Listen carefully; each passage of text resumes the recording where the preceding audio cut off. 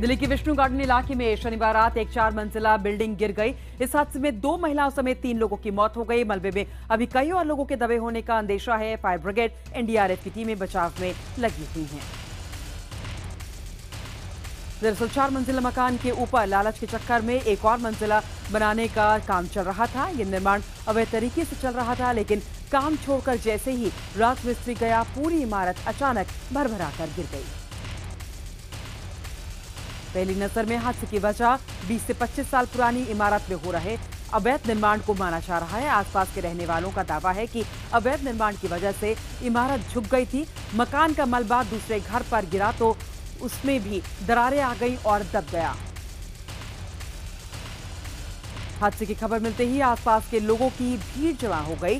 संकरी गली में हादसे की वजह से दमकल की गाड़ियां और जेसीबी मशीन का पहुंचना मुश्किल हो गया। विष्णु गार्डन में इस हादसे के बाद कई और इमारतों को खतरे की इमारत के रूप में देखा जाने लगा है। दिल्ली के विष्णु गार्डन इलाके में इमारत हादसे के बाद आरोप प्रत्यारोप का दौर शुरू हो चुका है। मौके पर पहुंचे सत्ताधारी दल के दो विधायक एमसीडी और भ्रष्टाचार को हादसे की वजह बता रहे हैं। दिल्ली में नोएडा के निठारी कांड जैसा मामला सामने आने का शक है। दरअसल दिल्ली में एक सीरियल रेपिस्ट और सीरियल किलर पकड़ा गया है। पुलिस को शक है कि इस शख्स ने 15 बच्चियों के साथ बलात्कार कर उन्हें जान से मार डाला। पुलिस के मुताबिक ये सीरियल किलर पिछले 7 सालों से इस घिनौनी वारदात को अंजाम दे रहा था। 2009 में जब इस आरोपी ने पहली बार बच्ची का बलात्कार कर उसकी हत्या की तो वो खुद नाबालिग था। बताया जा रहा है कि पकड़ा गया शख्स 6 साल से दिल्ली में रह रहा था और पेशे से क्लीनर है। पुलिस इस सीरियल किलर तक 6 साल की एक बच्ची की हत्या की पड़ताल करते हुए पहुंची। मीनाक्षी हत्याकांड में दिल्ली सरकार के गृह मंत्री सत्येंद्र जैन ने पुलिस कमिश्नर को चिट्ठी लिखकर रिपोर्ट मांगी है। वहीं मुख्यमंत्री अरविंद केजरीवाल और उप मुख्यमंत्री मनीष सिसोदिया ने मीनाक्षी के घर जाकर परिवार वालों से मुलाकात की और परिवार को 5 लाख रुपए मुआवजे देने का ऐलान भी किया है। मीनाक्षी हत्याकांड के दोनों आरोपियों को 14 दिन की न्यायिक हिरासत में भेज दिया गया है। आनंद पर्वत थाने पर मीनाक्षी की मां सहित कई महिलाओं का प्रदर्शन। इनकी मांग है कि दोनों आरोपियों की मां को गिरफ्तार किया जाए। दिल्ली के आलीपुर इलाके में एक युवक 90% से ज्यादा जली हुई हालत में मिला। युवक की हालत बेहद गंभीर है और उसका इलाज एलएनजेपी अस्पताल में चल रहा है। पीड़ित परिवार का आरोप है कि आम आदमी पार्टी के कार्यकर्ता ने उससे जलाया है। हालांकि नरेला के विधायक शरद चौहान ने सफाई दी है कि आरोपी न तो आम आदमी पार्टी में किसी पद पर है और न ही वो कार्यकर्ता है। पूर्व मंत्री अमरमणि त्रिपाठी की बहू सारा सिंह मौत मामले में पुलिस ने दहेज के लिए प्रताड़ित करने और साजिशन हत्या का केस दर्ज कर लिया है। सारा की मां की तहरीर पर फिरोजाबाद के सिरसागंज में उसके पति अमरमणि त्रिपाठी और दूसरे लोगों के खिलाफ मुकदमा दर्ज हो गया है। आपको बता दें कि 9 जुलाई को कथित सड़क हादसे में सारा सिंह की मौत हो गई थी। अलीगढ़ में रेप के बाद दलित नाबालिग की गला काटकर हत्या कर दी गई। हत्या का आरोप पड़ोसी युवक पर लगा है। बताया जा रहा है कि आरोपी ने बच्ची को सामान खरीदने के लिए दुकान पर भेजा था। जब वो सामान देने के लिए घर के अंदर गई तो लड़के ने उसके साथ बलात्कार किया और विरोध करने पर चाकू से गला काटकर उसकी हत्या कर दी। गोरखपुर के चौरी चौरा इलाके में एक मंदिर में झाड़ फूक करने गई एक नाबालिग लड़की के साथ मंदिर के साधु ने रेप कर दिया। पीड़ित के चीखने पर उसके घर वाले मौके पर पहुंचे और साधु की जमकर धुनाई की और उसे पुलिस के हवाले कर दिया। राजस्थान के सीकर जिले में बकरी चराने गई युवती से गैंगरेप का मामला सामने आया है। पीड़ित की मां के मुताबिक उसकी बेटी खेतों में बकरी चराने गई थी और इसी बीच गांव के ही 2 युवक आए और उसके साथ गैंगरेप कर फरार हो गए। पुलिस ने जल्द आरोपियों की गिरफ्तारी का भरोसा दिया है। पटियाला में देह व्यापार के अड्डे का पर्दाफाश हुआ है। पुलिस ने छापेमारी के दौरान 8 व्यक्तियों और 7 महिलाओं को गिरफ्तार कर लिया है। साथ ही इन लोगों के खिलाफ मुकदमा भी दर्ज किया गया है। बताया जा रहा है कि किराए के घर में काफी समय से जिस्म फरोशी का धंधा चल रहा था। मध्य प्रदेश के जबलपुर में एक ही परिवार के 4 लोगों की मौत से सनसनी फैल गई है। पति का शव लटका हुआ मिला, जबकि पत्नी और 2 बच्चियों का शव जमीन पर पड़ा हुआ। लोगों को शक है कि पत्नी की हत्या के बाद पति ने दोनों बच्चियों को फांसी पर लटकाया और फिर खुदकुशी कर ली।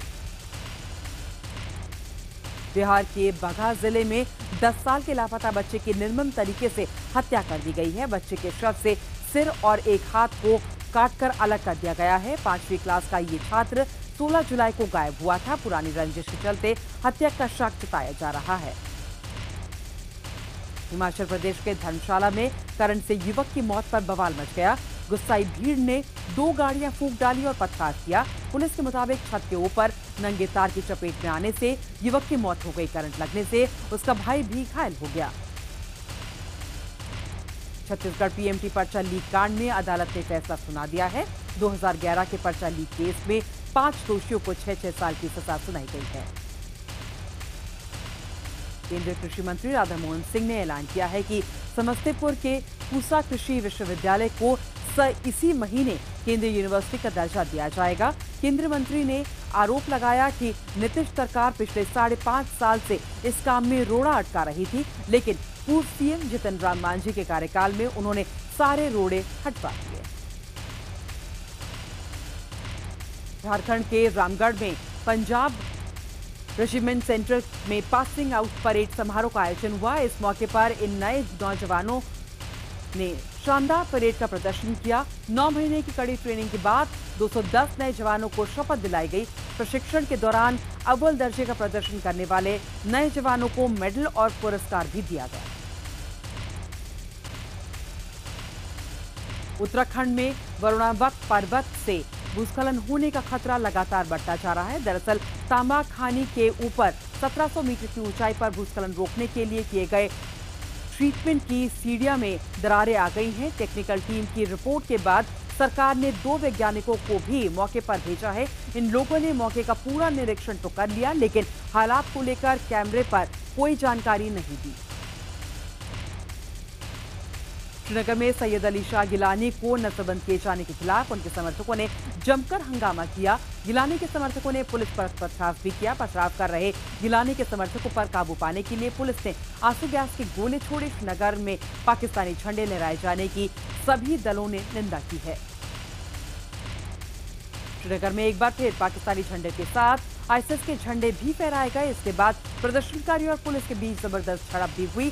पुलिस ने प्रदर्शनकारियों को खदेड़ने के लिए आंसू गैस के गोले छोड़े। इस मामले पर गृह मंत्री राजनाथ सिंह ने कहा है कि मामला संज्ञान में है, कोई भी कार्रवाई बोलकर नहीं की जाती। इस बार ईद पर भी पाकिस्तान से तनातनी बरकरार रही, जिसके चलते अटारी बॉर्डर पर ईद नहीं मनाई गई। सूत्र के मुताबिक पाकिस्तान ने ईद की मिठाइयां भी ठुकरा दी। बीएसएफ के डीआईजी ने कहा है कि हम लोग एक साथ ईद मनाने की तैयारी कर रहे थे, लेकिन पाकिस्तान ने इसे लेकर कोई प्रतिक्रिया नहीं दी। ईद पर भी पाकिस्तान बाज नहीं आया और पुंछ के शाहपुर सेक्टर में पाकिस्तानी सेना ने फायरिंग की, जिसमें 3 महिलाएं घायल हो गई। पाक की ओर से 3 भारतीय चौकियों के साथ ही रिहायशी इलाकों को भी निशाना बनाकर फायरिंग की गई। इस दौरान लोग ईद का जश्न मनाने के लिए इकट्ठा हुए थे। पाकिस्तान ने मुंबई हमले के गुनहगार ज़कीउर रहमान लखवी की आवाज के नमूनों को सबूत मानने से इनकार कर दिया है। एक अखबार के मुताबिक जांच से जुड़े पाकिस्तानी अधिकारियों ने कहा है कि उनके देश में इस तरह का कानून नहीं है जिससे लखवी की आवाज का नमूना सही साबित किया जा सके। चीनी मीडिया ने इस बात की पुष्टि कर दी है कि जिस ड्रोन को पाकिस्तान ने ये कहकर मार गिराया था कि ये भारतीय सेना का है, वो दरअसल चीन में बना है। चीनी मीडिया के मुताबिक इस ड्रोन को DIG फैंटम 3 कहा जाता है। पश्चिम बंगाल के सांसद और मुख्यमंत्री ममता बनर्जी के भतीजे अभिषेक बनर्जी ने एक और विवाद खड़ा कर दिया है। बेलपहाड़ी में तृणमूल कांग्रेस की जनसभा में अभिषेक बनर्जी ने यह दावा किया कि माओवादियों के बड़े नेता किशनजी की हत्या ममता सरकार ने की। उन्होंने कहा कि अगर कोई भी इस तरह आतंक फैलाने की कोशिश करेगा तो उसका हश्र यही होगा। टीएमसी सांसद अभिषेक बनर्जी के बयान पर बीजेपी ने कहा है कि पश्चिम बंगाल में कानून व्यवस्था चरमरा गई है और अब मुख्यमंत्री को सामने आकर इस पर बोलना चाहिए। वहीं लेफ्ट ने कहा है कि कई सवाल खड़े हो रहे हैं। तृणमूल कांग्रेस सरकार ने माओवादियों की मदद की है। सीबीआई ने व्यापम घोटाले में अब तक जांच कर रही एसटीएफ से रसूखदारों से पूछताछ न करने पर सवाल उठाए हैं। सूत्रों की माने तो सीबीआई 7 बैठक में एसटीएफ अधिकारियों ने संतोषजनक जवाब नहीं दिया। वहीं नम्रता डामोर हत्या केस में अब सीबीआई उज्जैन अस्पताल के 3 डॉक्टर्स और फॉरेंसिक विभाग के एक्सपर्ट से पूछताछ कर सकती है। व्यापम घोटाले की स्टोरी कवर करने गए मध्य प्रदेश गए पत्रकार अक्षय सिंह की मौत का मामला संयुक्त राष्ट्र में भी उठा है। यूनेस्को को डीजी ने संयुक्त राष्ट्र में ये मामला उठाया। उन्होंने मामला उठाते हुए अक्षय के परिवार के साथ संवेदना जताई। प्रधानमंत्री नरेंद्र मोदी से मुलाकात के बाद नेपाल के पूर्व प्रधानमंत्री पुष्पकमल दहल प्रचंड ने IBN7 से बातचीत में कहा कि दोनों नेताओं ने द्विपक्षीय संबंधों पर चर्चा की। प्रचंड ने विश्वास जताया कि भारत नेपाल संबंधों में नया अध्याय शुरू हो चुका है। आम आदमी पार्टी के नेता मयंक गांधी ने कहा है कि ये सही मौका है जब पार्टी छोड़कर गए योगेंद्र यादव और प्रशांत भूषण दोबारा पार्टी में शामिल हो जाए। मयंक ने कहा कि दिल्ली में हमारी पार्टी बहुत अच्छा कर रही है, ऐसे में पुराने साथी साथ आएंगे तो अच्छा होगा। इस पर योगेंद्र यादव ने कहा कि जब हम पार्टी से गए ही नहीं तो आने का सवाल कहां से उठता है। भगवान जगन्नाथ की रथ यात्रा के दौरान पुरी में भगदड़ मच गई। भगदड़ मचने से 2 लोगों की मौत हो गई जबकि 20 लोग घायल हो गए। घायलों का इलाज कटक में चल रहा है। वहीं दूसरी घटना में एक बिल्डिंग की छत गिर गई जिससे 10 लोग घायल हो गए जबकि भीड़ में दबकर एक व्यक्ति की मौत हो गई। चीन में आतंकी गतिविधियों में शामिल होने के शक में गिरफ्तार भारतीय राजीव को रिहा कर दिया गया है। दरअसल राजीव मोहन दक्षिण अफ्रीका चैरिटी समूह gift of the givers foundation से जुड़े हुए 19 लोगों के साथ 47 दिनों की चीन आध्यात्मिक यात्रा पर गए थे। सभी 20 लोगों को चीन में अपने होटल रूम में एक प्रतिबंध आतंकी गतिविधियों से जुड़े ग्रुप का वीडियो देखने के आरोप में 10 जुलाई को गिरफ्तार कर लिया गया था। भारतीय रेसलर संग्राम सिंह ने heavyweight wrestling WWP Commonwealth championship जीत ली है। लास्ट मैन स्टैंडिंग के इस मुकाबले में संग्राम सिंह ने कनाडा के जो ई लिचन को हराया। पूरे मैच के दौरान लगातार भारी पड़ रहे लिचन को नॉकआउट राउंड में मुक्का मारकर संग्राम सिंह ने अचेत कर दिया, जिसके बाद रिंग अनाउंसर ने संग्राम को विजेता घोषित किया। संग्राम ने ट्वीट कर के समर्थक के लिए लोगों का धन्यवाद किया है। मुंबई में आज दोपहर 3 बजे IPL गवर्निंग काउंसिल की बैठक है। ये बैठक राजकुंद्रा और गुरुनाथ मय्यप्पन पर आजीवन प्रतिबंध और चेन्नई सुपर किंग्स और राजस्थान रॉयल्स के 2 साल के सस्पेंशन के बाद अब IPL के भविष्य और उसमें खेलने वाली टीम्स के फैसले पर हो रही है। BCCI के पूर्व अध्यक्ष शशांक मनोहर ने IPL में फिक्सिंग मामले की CBI जांच की मांग की है। IBN7 से बात करते हुए शशांक मनोहर ने कहा है कि BCCI ने अब तक IPL में भ्रष्टाचार के मामले में कोई ठोस कार्रवाई नहीं की है। भारत और जिम्बाब्वे के बीच दूसरा और आखिरी T20 मैच आज हरारे में खेला जाएगा। ये मैच भारतीय समय के मुताबिक शाम 4:30 बजे से खेला जाएगा। आपको बता दें कि 2 मैचों की T20 सीरीज में भारत 1-0 से आगे है। श्रीलंका और पाकिस्तान के बीच 5 मैचों की वनडे सीरीज का तीसरा मैच आज कोलंबो में खेला जाएगा। दोनों टीमों अब तक 1-1 मैच जीत चुकी हैं और सीरीज बराबरी पर है। फॉर्मूला 1 ड्राइवर जूल्स का निधन हो गया है। पिछले साल 5 अक्टूबर को जवान ग्रैंड प्री में दौरान दुर्घटना का शिकार होने के बाद से वो कोमा में चल रहे थे। इराक के दियाला प्रांत में आत्मघाती कार बम धमाके में 90 लोगों की मौत हो गई जबकि 50 से ज्यादा लोग घायल हो गए। धमाका एक बाजार के पास हुआ। अमेरिका के टेनेसी में अंधाधुंध फायरिंग के मामले में FBI का कहना है कि अब तक ये साफ नहीं हो पाया है कि हमलावर को किसी ने हमला करने के लिए निर्देशित किया था। आपको बता दें कि इस हमले में 4 मरीन अधिकारियों की मौत हो गई। ग्रीस की राजधानी एथेंस में पहाड़ के ऊपर जंगलों में लगी आग पर काफी मशक्कत के बाद काबू पा लिया गया है। आग इतनी भयानक थी कि एहतियात के लिए आसपास के गांव को खाली करा लिया गया था। चीन के जिंगपिंग प्रांत में तरबूज से भरा एक ट्रक टोल नाके से जा टकराया, जिसकी वजह से सारे तरबूज सड़क पर बिखर गए। इस दुर्घटना में ड्राइवर और कुछ लोग घायल हो गए। ऑस्ट्रेलिया में एक रैली के दौरान 2 गुटों में हिंसक झड़प हो गई। लोगों ने संसद के रास्ते को भी बंद कर दिया, जिसके बाद पुलिस ने भीड़ पर काबू पाने के लिए मिर्च पाउडर का इस्तेमाल किया।